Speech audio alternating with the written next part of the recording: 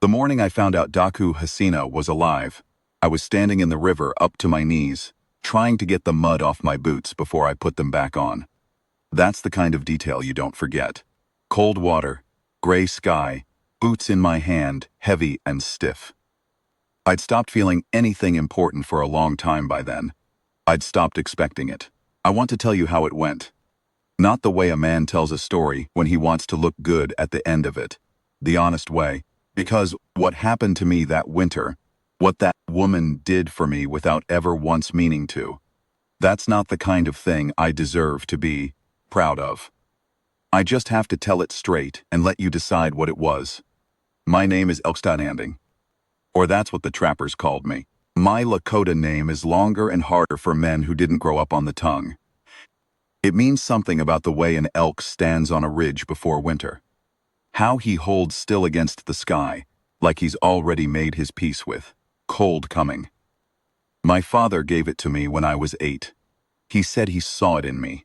I never knew if that was a compliment or just an observation.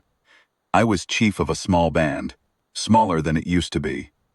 My people had wintered on the same stretch of plain near the Black Hills for 4 generations before the Americans started drawing lines across the land and calling one side theirs.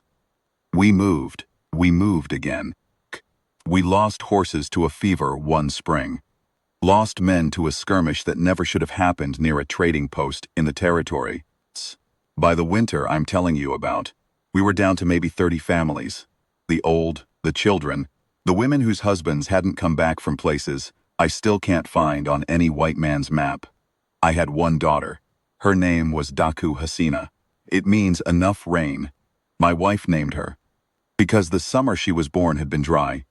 And when the rains finally came in August, my wife said, "Now there is enough."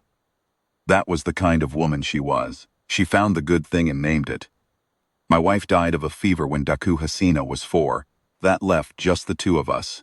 And I raised my daughter, as well as a man can raise a daughter alone, which means I did my best and missed most of what mattered, and she was a better person than my raising deserved.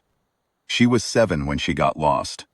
We were crossing the northern plain, moving camp, and a dog spooked one of the horses at the back of the column and, in the confusion, a travois tipped. Children tumbled off and scattered into the grass. And we rounded up 2 of them inside the hour. The third one was Daku Hasina. By nightfall we hadn't found her. By the second morning I knew she was gone. I want to be honest about what that does to a man. I searched for 3 days before the rest of my people needed me to move them, before the weather turned. And I moved them. I moved them because I was chief, and I had 30 families, and I couldn't let them die in the cold for one child, even if the one child was mine, even if she was all I had left of my wife. A man can make the right decision and still be hollowed out by it for the rest of his life. I sent men back twice that winter to look. They found nothing. By spring, I had already started to understand that grief doesn't lift. You just get used to carrying it the way you get used to carrying a scar. It doesn't stop pulling at the muscle. It just stops surprising you. That was 4 years before the winter I'm telling you about.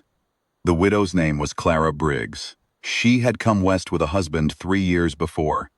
An Easterner named Thomas Briggs, who believed in homesteading the way some men believe in the church with more passion than preparation.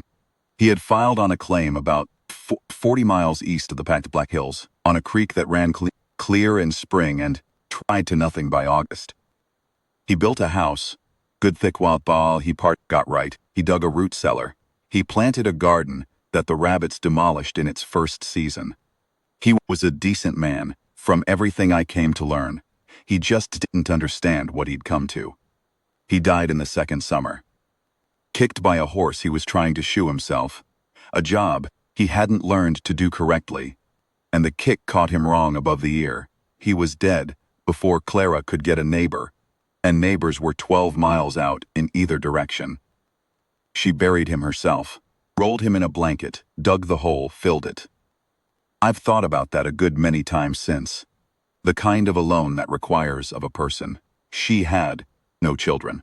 That was the hurt she carried, And Thomas had wanted them badly, and in 3 years of marriage it hadn't happened. And she was 32 by the time Thomas died, and she was alone on a homestead in the middle of the territory with no children and no husband, and winter coming. Any sensible person would have gone back east. She didn't go. I don't fully understand that even now, though I've spent a good deal of time thinking on it. Some part of her had decided something, that the land was hers now, that going back meant the whole thing, the crossing, the burying, the staying, had meant nothing. She stayed. She was not a woman given to talking about herself. I learned all of this in pieces over months, the way you learn a country by walking it slowly. She'd give me a detail and then go quiet. I learned not to push. The quiet meant she was deciding how much to trust me with. I respected that. I understood it. The way it started was this. My people were camped near a creek about 20 miles from Clara Briggs's homestead. We knew the homesteads were out there. I'd seen the smoke from 2 or 3 of them in autumn. I kept my distance from settlers, not because I was afraid of them, but because the encounters had a way of ending badly, and I was tired of things ending badly. I had enough bad endings stored up. It was early December, cold but not yet killing cold. One of my young men, a boy named Chayton, barely 17, came back from a scouting ride east with his face set in an expression I couldn't read. Tst. He said he'd seen a thing strange enough that he thought I should hear it. He'd ridden near a settler's claim, and outside the door of the house, standing in the snow, not playing, not moving, just standing, was a Lakota girl, maybe 10, 11 years old. He hadn't stopped. He'd ridden on and come back to tell me because he didn't know what else to do. I asked him what she looked like. He described her. I don't need to tell you what happened inside my chest when he finished. I told him to take me there. He looked at me a moment. He knew enough of my history to understand why I was asking. And then he said, "Yes, uncle," and we rode east. We kept back in the tree line and watched the place for an hour before I went any closer. The house was the way Clara Briggs kept everything. Tight, practical, no waste.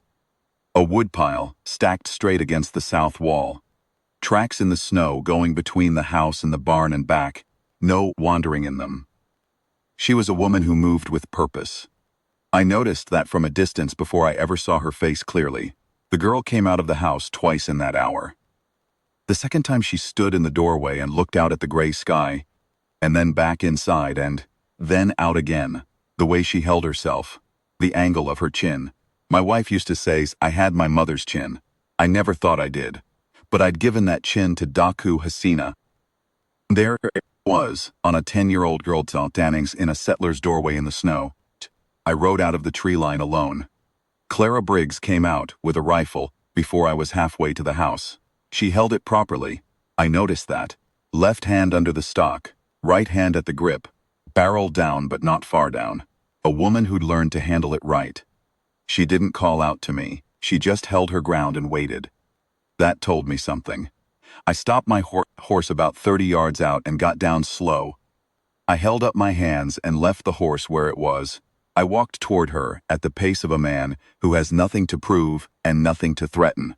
She watched me come. Her face was plain and sharp-boned, wind-burned, the eyes gray. She was not soft about anything, the way she held herself, the way she looked at me. Not hostile exactly, just fully present, alert without panic. I hadn't seen that in a white woman before, and it made me revise some things I'd assumed. I stopped about 15 feet from her. She said, "You've come for the girl." Not a question.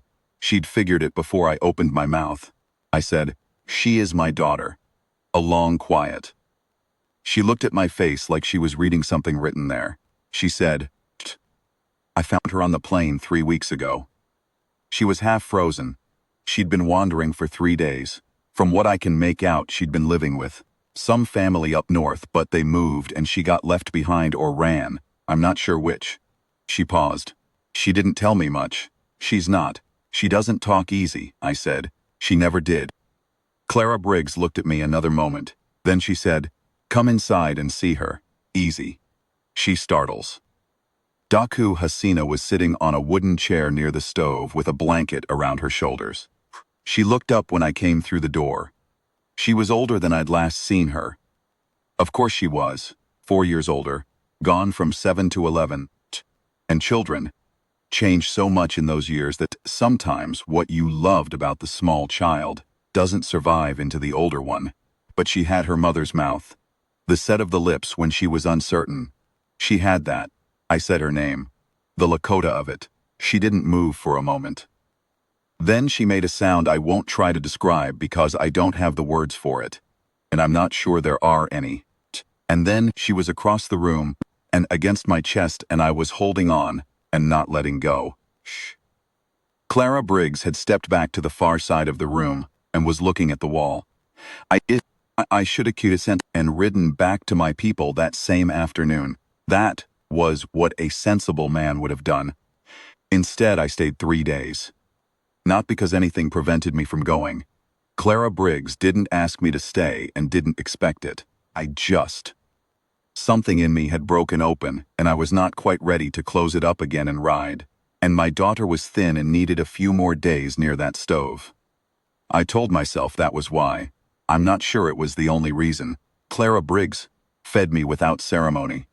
She didn't treat me as a guest to be honored or a danger to be managed. She treated me like a man who was in her house and needed to eat. That was so ordinary, it was almost startling. She put food in front of me and went back to whatever she'd been doing.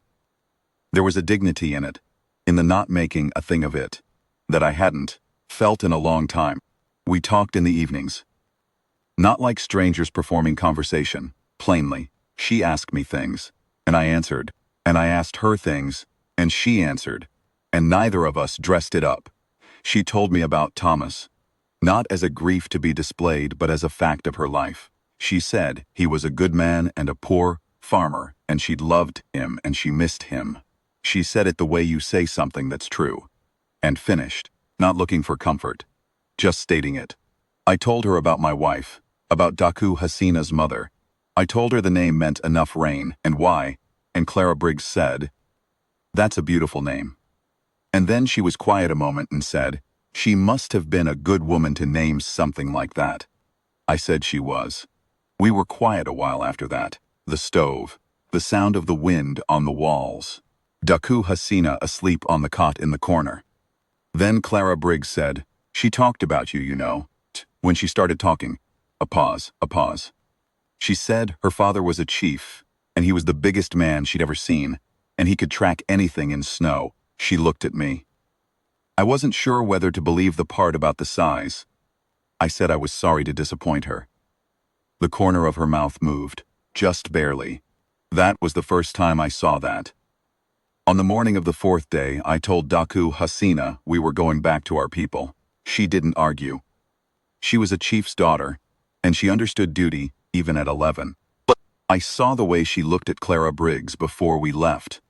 Not like a child who'd been cared for by a stranger. Like something more than that.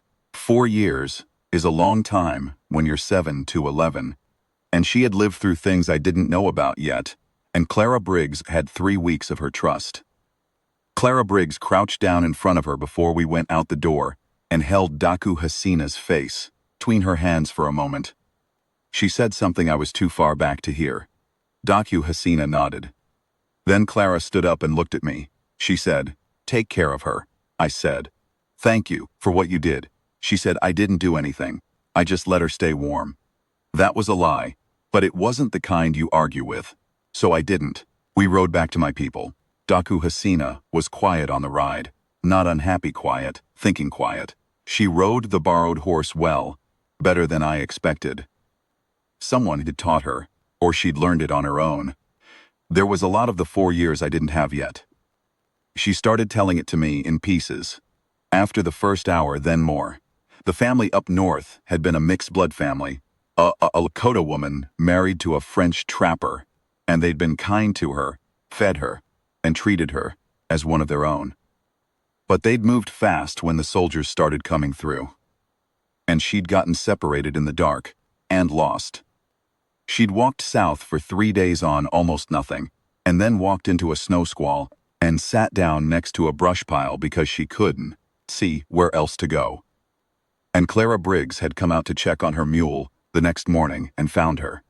I said, "Why didn't you tell her your name? Your full name?" She didn't know whose daughter you were. She was quiet a moment. Then she said, "I was afraid if I told who my father was, they'd send someone to find you and you'd be angry." I looked at her. She was watching the horizon. I said, "Why would I be angry?" She said, "'Cause I got lost." I thought about that for a long time after. That my daughter had spent 4 years thinking I might be angry at her for getting lost. That when she finally found a warm place, she held back her name because she was afraid of what I'd feel when I came for her. A man can spend a good deal of time believing he's been a certain kind of father, and then in one sentence, a child shows him what kind of father he's actually been. I didn't say anything more on that ride, but when we made camp at dark, and I'd gotten the fire going, and she was sitting across from me eating, I told her I wasn't angry. I told her I'd looked for her. I told her I'd thought about her every day, she said. "I know," Clara said, "you would have." I looked at her.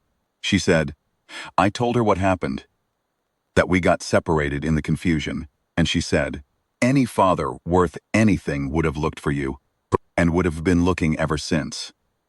She said, if you were the man I said you were, you'd want to know the second I was found." She went quiet and ate for a moment. Then she said, "She's right, isn't she?" I said yes. She nodded. Like that settled something. My people received Daku Hazana the way I'd hoped they would. The old women wept and touched her face. The children her age stood back at first, uncertain of this returned ghost of a girl. And then one of them handed her a stick they'd been playing with.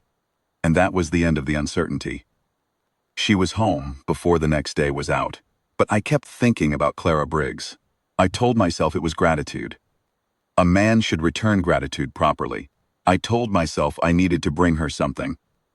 Meat, or one of the good horse blankets we'd traded for. Something proportionate to what she'd done. Told myself that for about 2 weeks before I stopped lying about it. Chayton found me one morning in the middle of December, sharpening a knife I'd already sharpened twice that week. He sat down across from me and watched me work for a while. He was 17 but old in certain ways, and he'd watched me closely enough over the years to know when I was keeping something from myself. He said, "Are you going back to see the widow?" I kept working the knife, he said. "You should go back to see the widow," I said. "Mind your own affairs," he said. "You've been sharpening that knife for an hour." I put the knife down, he said. "I'll ride with you to the edge of her land and wait." I said I didn't need him to ride with me. He said, "I know. I'll ride with you anyway." I brought the horse blanket and 2 haunches of elk I'd brought down the day before. I told myself these were reasonable gifts. They were. They weren't the whole reason I was crossing 40 miles of winter plain. Clara Briggs opened the door before I was halfway to the house. She'd heard the horse. She stood in the doorway and watched me come, and this time there was no rifle. I got down and tied the horse and carried the blanket and the meat to the steps. She said, "You didn't have to do that." I said, "The meat will go bad if I don't use it, and you're closer than my other neighbors." She looked at me. Then she said, "That's a poor excuse for riding 40 miles. I didn't have an answer to that. She stepped back from the door and said, "Come in out of the cold." I went back 6 times before I told her what I wanted to tell her. She never asked why I kept coming. She just made room for it. Room in the house, place by the fire, food on the table. She fed me and talked to me, and after a while she started telling me things she hadn't told me before. The way grief works, I think. You have to learn to trust before you give someone the deep things. She told me about the baby they'd almost had, she and Thomas. She told me about the last weeks of it and how it had ended, and the way she'd felt after. She told it plainly, the way she told everything. Looking at her hands or the fire, not at me, and when she was done she sat quiet for a moment, and I didn't say anything, because there wasn't anything to say. Then she said, "That's why I didn't go back east. I think I figured if I went back I'd have to explain it. The leaving, and then the dying, And then the losing. She looked up at me. Out here, nobody asks. I said, I'm asking. She looked at me a long time. I said, I asked because I wanted to know, not because I needed to. You don't owe me anything. She said, I know. A pause. That's why I told you. By January, we had something that I couldn't name exactly, and didn't try to. She would have ridden out to us in a storm, I think, if we'd needed her. I would have ridden to her for no reason at all, which I basically was doing. When I was at her place, I felt something I hadn't felt in 4 years. Not peace exactly, more like weight being distributed more evenly. Like I'd been carrying something on one side too long and was finally allowed to set it down and pick it up properly. She came to meet my people in February. I'd asked her if she wanted to, and she'd said yes without hesitating, and I'd ridden out to get her myself. Old women looked at her the way old women look at everything, directly, without apology. An elder named Two Clouds studied her face for about 30 seconds and then spoke to her in Lakota, which Clara didn't understand. I translated. Two Clouds had said, "She has good eyes. She's not afraid of what she sees." Clara Briggs said, "Tell her thank you." Two Clouds looked at Clara's hands, the work-hardened, wind-burned hands, and said something else. I translated. "She knows how to work. She won't break," Clara said. "She's right on both counts." Two Clouds laughed, not a polite laugh, a real one, surprised out of her, and that was more or less that. Daku Hasina was the one who said the thing nobody else was saying. It was an evening in late February, the three of us in the lodge. I'd asked Clara to eat with us and she'd come. And Daku Hasina was across the fire picking apart a piece of sinew she'd been braiding. And Daku Hasina looked up at Clara, and then at me, and then back at Clara and said, in English that had gotten better in 2 months than mine had in 20 years, "Are you going to stay?" Clara was quiet a moment. Then she said, "Do you want me to?" Daku Hasina said, "Yes," Clara said. "Then I'll have to talk to your father about it." Daku Hasina looked at me, the way she looked at me, like she already knew what I'd say and was waiting for me to catch up.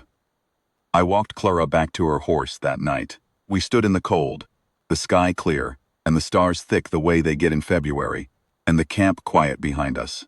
She said, I meant what I told her. I said I knew. She said, but I need you to understand something first.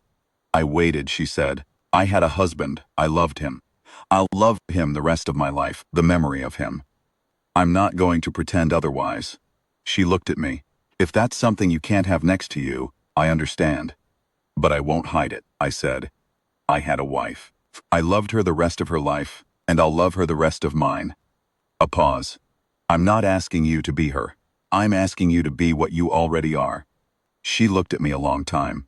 The cold between us, the stars above. She said, what am I already? I said, a fish who walked out into the snow and found my daughter and kept her warm and didn't ask for anything for it.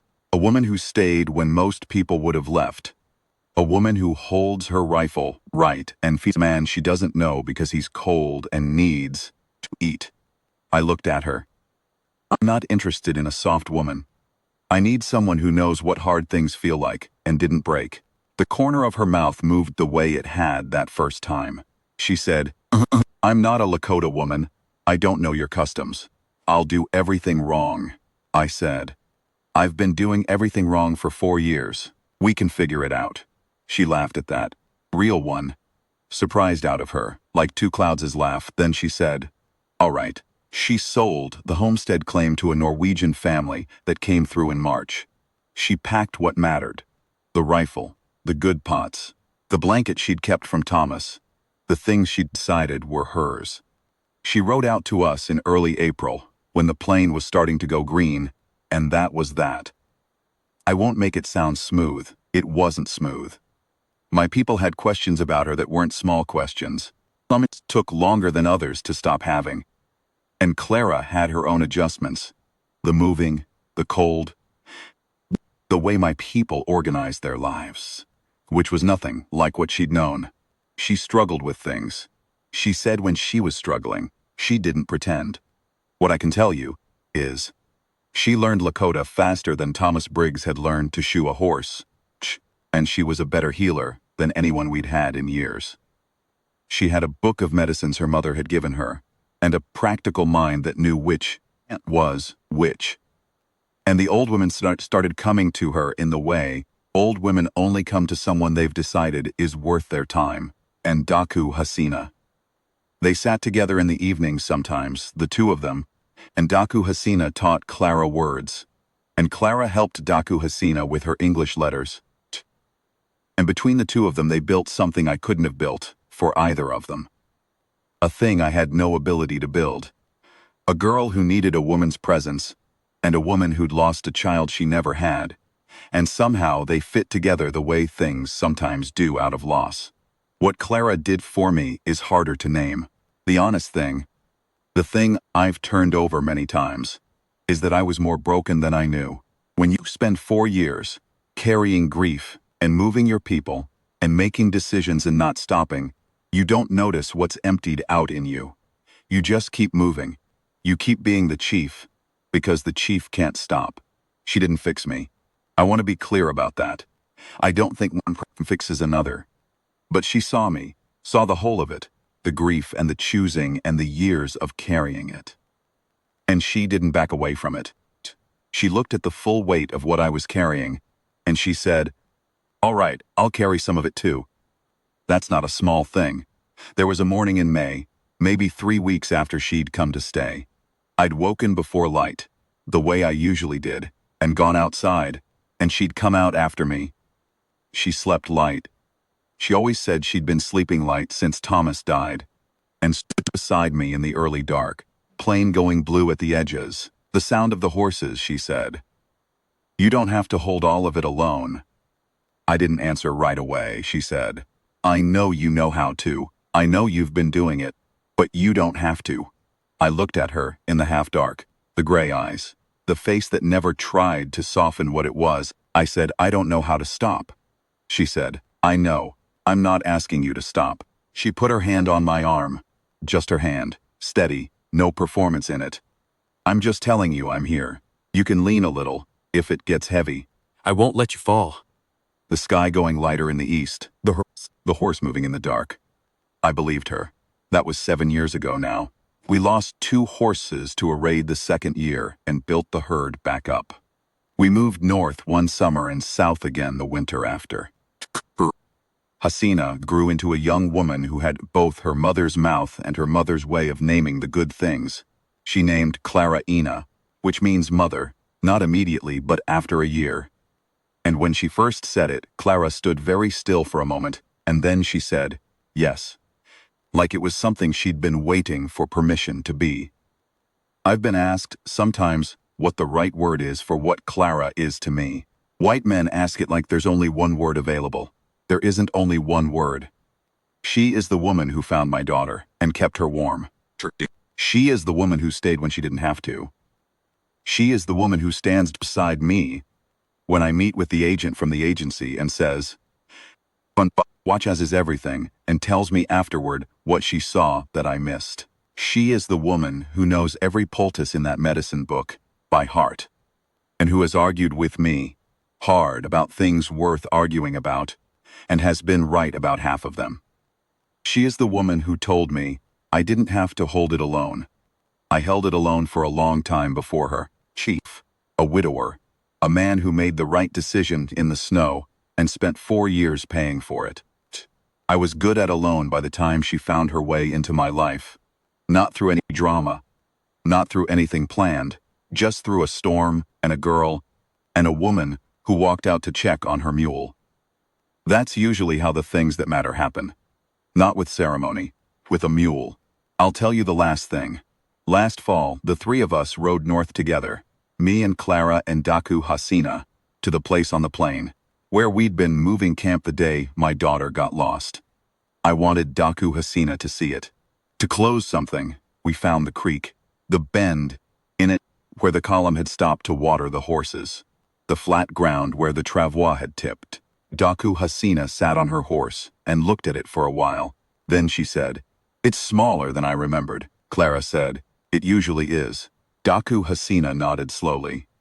Then she turned her horse and started back south, And I rode after her, and Clara rode after me, the three of us in line the way we ride, with the plain going gold around us, and the sky wide and gray.